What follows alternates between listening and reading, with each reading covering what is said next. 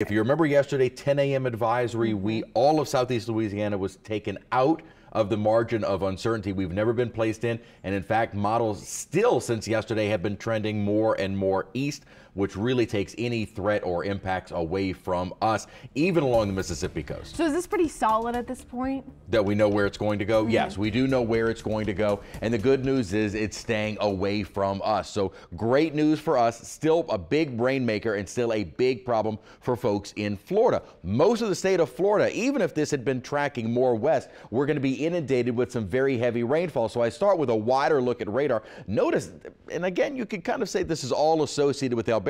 So if you think about it, the footprint of the storm is actually fairly large. You've got the center of the storm in the Gulf of Mexico. Heavy rain, actually some of the heaviest, is staying just off the east coast of Florida, so out in the Atlantic. Then you have another band of heavy rain that's mainly in the Gulf waters at the moment. Still quite a bit of moisture, though, headed up toward the Florida Peninsula, Florida Peninsula as well as the Panhandle. And then also, and I guess you could kind of say this is associated with Alberto, we have a few showers that are starting to move inland here. A few little light scattered showers early this morning, but these, again, kind of associated with Alberto as the storm itself is pushing north. Now, as it starts to gain some organization and get a little bit better strength going over the course of the day today and then on into tomorrow before landfall, we should start to see that precipitation swath kind of tighten up a little bit, and we should see more organization near the center. With these more unorganized systems, they tend to just send rainfall almost all over the place. So here's the very latest. Well, as of 4 a.m., we'll actually get new numbers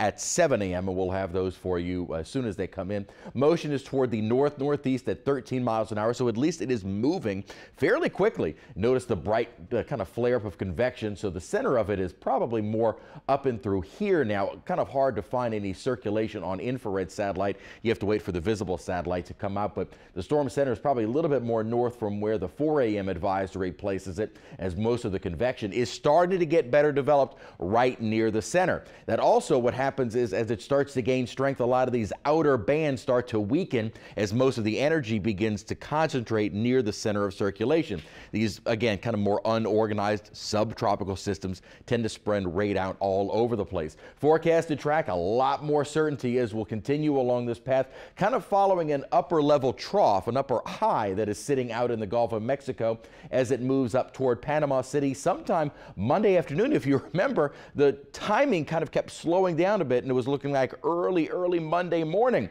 Well, now it looks like by tomorrow afternoon, moving inland over Panama City, quickly continuing north and weakening. But keep in mind, the eastern side of the storm is where all of the heavy rainfall is. So all of that rain you saw across Florida is going to be spreading across the kind of Appalachians, foothills of the Appalachians, the Smokies, as well as the East Coast. So still going to be a big rainmaker where 6 to 10 inches plus is not going to be out of the question. That tight gradient of less rain to greater rain chances, or greater rain amounts, I should say, is kind of getting shifted farther and farther to the east, as well as the track is becoming more and more certain. So for the Mississippi coast and areas around lower Alabama, they have a better opportunity to see maybe 1 to 3 inches. Here, we should see maybe an inch, if not a little bit less than that, at the very most from Alberto. Really, most of our rainfall totals will likely just be over the next couple of days from our daily showers and thunderstorms. No longer is any part of southeast Louisiana under a tropical storm watch. Mississippi coast still is, but we now have tropical storm warnings up for lower Alabama, so Mobile and Baldwin County, as well as the entire Florida Panhandle, and then even farther south along the Florida Gulf Coast.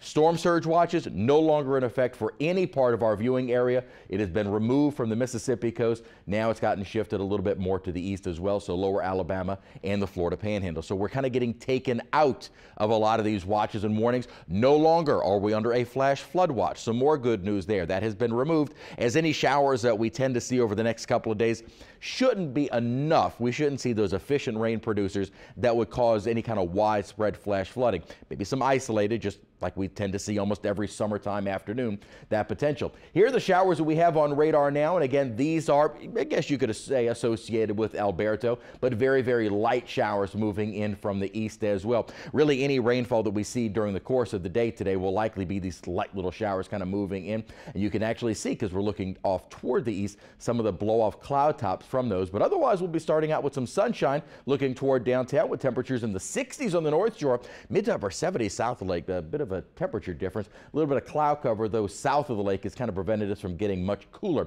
During the day today, we are still expecting a higher than normal rain chance, running at about 60%. High temperatures today probably staying in the mid 80s, but highs will depend on where and when any showers and thunderstorms develop.